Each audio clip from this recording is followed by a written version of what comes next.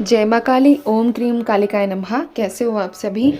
तो जो आज की रीडिंग का टॉपिक रहेगा वो रहेगा कि हम 8 सितंबर से लेकर 14 सितंबर की एनर्जीज़ देखेंगे। क्या एनर्जीज़ निकल कर आती है, आप लोगों के जीवन में क्या परिवर्तन हो सकता है, इन सब के बारे में हम बात करेंगे। ठीक है, तो आप लोग जो है क्या करो कि ध्यान करो, जो भी एनर्जीज़ आप अपनी तरफ अट्रैक्ट करना चाहते हो कि आपके जीवन में घटित हो जाए, तो उनके बारे में सोचो, विचार करो और चिंतन करो। ठीक है, तो हम यहाँ पर रीडिंग की शुरुआत करेंगे। माँ काली को प्रणाम कीजिए और हम देखेंगे आने वाला जो ये हफ्ता है आप लोगों के जीवन में क्या चेंजेस लाएगा। जय माँ भगवती, ओम क्रीम कालिकाय नमः। जय माँ काली, जय माँ कालरात्रि। 5 कार्ड मैं यहाँ पर निकालूंगी। ठीक है, तो हम यहाँ पर 5 मेजर एनर्जीज़ देखेंगे आप लोगों के जीवन से जुड़ी हुई, जो अगले हफ्ते घटित हो सकती हैं। रीडिंग 14 सितंबर तक टाइमलेस है। अब हम यहाँ पर देखेंगे कि क्या एनर्जीज़ निकल कर आएगी आप सभी के लिए। ठीक है, कार्ड्स आ चुके हैं मेरे पास, मुझे 5 कार्ड्स चाहिए थे, 5 कार्ड्स आ गए हैं। 5 ऑफ सोर्ड्स की एनर्जी निकल कर आई है मेरे पास। यहाँ पर है टेम्परेंस, 5 ऑफ सोर्ड्स, टेम्परेंस। बाकी देखते हैं। King of pentacles, page of cups और the hierophant. 5 cards, 5 energies. Cards अच्छे से नज़र आ रहे होंगे आप लोगों को। ठीक है, जय माँ काली, जय माँ भगवती, ओम क्रीम कालिकाय नमः।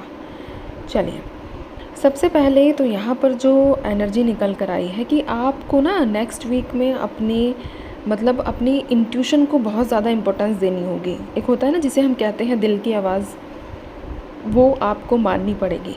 दिल की बातों को आपको इग्नोर नहीं करना है, चाहे वो प्यार में का मैटर हो आपका या फिर पर्सनल आपके कोई गोल्स हो। ठीक है, नेक्स्ट वीक में इमोशंस ज़्यादा स्ट्रॉन्ग रहेंगे और ऐसा हो सकता है कि कुछ आप नई क्रिएटिव चीज़ें भी करो। जो लोग अपने ड्रीम्स को लेकर डाउट में थे, उनके लिए जो ये टाइम आ रहा है, इसमें छोटे कदम आपको उठाने पड़ेंगे। यानी कि ऐसा नहीं है कि बस आप सोचते रहो। ठीक है, थोड़ा सा आपको आगे बढ़ना है, कोई स्टेप लेते हुए भी नज़र आ रहे हो और अपना अंदर कॉन्फिडेंस जो है वो बिल्ड करना होगा। अगर मैं करियर और स्टेबिलिटी की बात करूँ तो काम और फाइनेंसिस के लिए ये जो हफ्ता है वो स्टेबल है। ठीक है, स्टेबल लग रहा है, लेकिन सिर्फ ऐसा नहीं है कि मेहनत करने से ही आपको सब चीज़ें मिल जाएंगी। मेहनत के साथ साथ स्मार्ट वर्क, स्मार्ट डिसीजंस भी आप लोगों को लेने पड़ेंगे, जिससे आपको ना फ़ायदा मिलता हुआ दिख रहा है। आप अपनी फाउंडेशन स्ट्रॉन्ग कर सकते हो, बस पेशेंस रखो और अपने प्लान्स को बैलेंस में लेकर चलो। जो भी आप विचार करते हो या फिर बैलेंस, एक होता है ना प्लानिंग करते हो, उन चीज़ों को आपको लेकर चलना पड़ेगा बैलेंस तरीके से। आने वाला हफ्ता सबसे ज़्यादा ज़रूरत है उसमें पेशेंस की। जो लोग हर चीज़ तुरंत चाहते हैं, ठीक है, उनके लिए थोड़ा टफ हो सकता है। एक होता है इमीडिएट, नहीं मुझे तो चाहिए, तो वो सिचुएशन नहीं, थोड़ा सा पेशेंस आप लोगों को रखना होगा। तो जिनके अंदर जल्दबाजी है उनके लिए तो टफ़ रहेगा। हो सकता है कि आने वाले जो ये अगले हफ्ते के 7 दिन है आपको पूरा महीना लगे, ऐसा हो सकता है। ठीक है, लेकिन अगर आप शांति से अपना काम करोगे तो चीज़ें अपने वक्त पे सेटल होंगी। हर चीज़ डिवाइन टाइमिंग में होती है, इस बात का ध्यान रखो और इस बात को हमेशा याद रखो।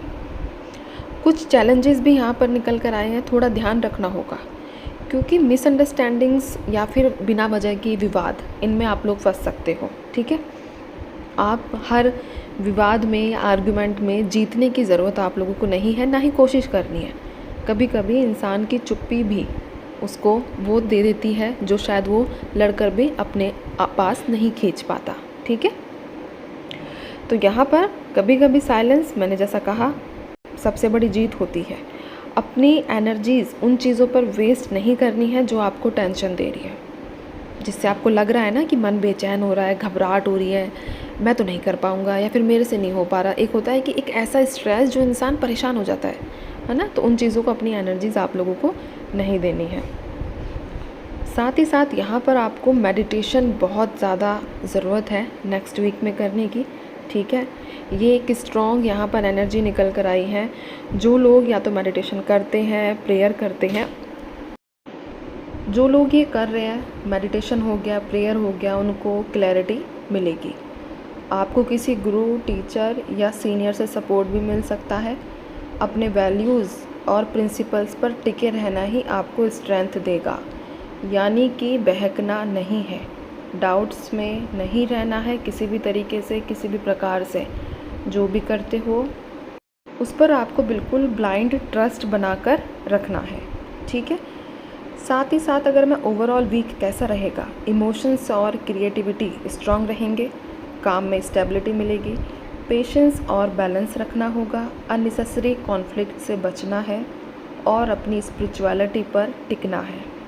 पास्ट के स्वीट मोमेंट से स्ट्रेंथ मिलेगी और आपको एक नई क्लैरिटी मिलेगी, ठीक है। ये वीक एक बैलेंस का मैसेज देता है। अगर आप शांति से चलोगे तो ग्रोथ और पॉजिटिविटी दोनों आपके साथ होंगी। ये एनर्जीज़ जो है नेक्स्ट वीक के लिए निकल कर आई है। साथ ही साथ यहाँ पर एंजल नंबर 111 की हाईएस्ट वाइब्रेशंस निकल कर आई हैं। जनवरी का महीना बहुत बहुत स्ट्रॉन्ग है, ठीक है। और एंजल नंबर 111, एंजल नंबर 555 की एनर्जीज़ भी यहाँ पर काफ़ी ज़्यादा स्ट्रॉन्ग है आप लोगों के लिए। हो सकता है कि आपको ये अभी दिखना स्टार्ट हुआ है या फिर दिखना शुरू होगा नेक्स्ट वीक में, ये एनर्जीज़ भी है। 555 यानी कि अगर आप लोगों की लाइफ में ऑब्स्टेकल्स हैं, किसी भी काम को लेकर काम करते हो, काम बन नहीं रहा है, परेशान हो जाते हो, ठीक है, तो आपको उससे जो है छुटकारा मिलेगा। जो आपकी बाधाएं हैं, ठीक है, उनसे आपको छुटकारा मिलेगा। गाइडेंस देखेंगे हम कि अगले हफ्ते के लिए क्या गाइडेंस निकल कर आती है। जय माँ काली, ओम क्रीम कालिकाय नमः। जय माँ काल रात्रि। एक गाइडेंस दीजिए माँ, एक गाइडेंस। 6 ऑफ कप्स की एनर्जी निकल कर आई है। जितना खुद को मतलब एकाग्रता, ठीक है, फोकस्ड रखोगे उतनी चीज़ें आपको मिलेंगी, ठीक है। और मेहनत अच्छे से करनी है, अपने इमोशंस को बैलेंस रखना है। और यहाँ पर किसी का सहारा आपको लेने की ज़रूरत पड़ सकती है, तो ये सहारा आपको मिलेगा अपने ईस्ट से, ठीक है, उनसे ही डिमांड करना है। अब हम एक क्वेश्चन सोचो फटाफट से, उसका आंसर देखेंगे हाँ या ना में। अपने मन में जल्दी से एक सवाल सोचो और उसका आंसर हम देखेंगे कि हाँ निकल कर आता है या ना, ठीक है। फटाफट से सोचो अपने मन में आपका जो भी सवाल है क्या निकल कर आएगा। जय माँ काल रात्रि, जय माँ भगवती। मुझे बताइए माँ, एक कार्ड दीजिए इन लोगों के लिए। इनके मन में जो भी सवाल है उसका जवाब हाँ है या ना है। जय माँ काल रात्रि, जय माँ भगवती, जय माँ काल रात्रि।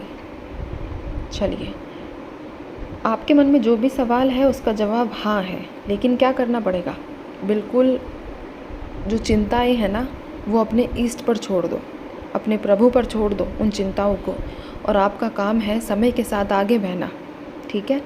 लेकिन थोड़ा सा अगर आपको लगती है कि इस तरफ गड्ढा है या इस तरफ मेरे जाने से दिक्कत हो सकती है तो रुकना भी पड़ेगा।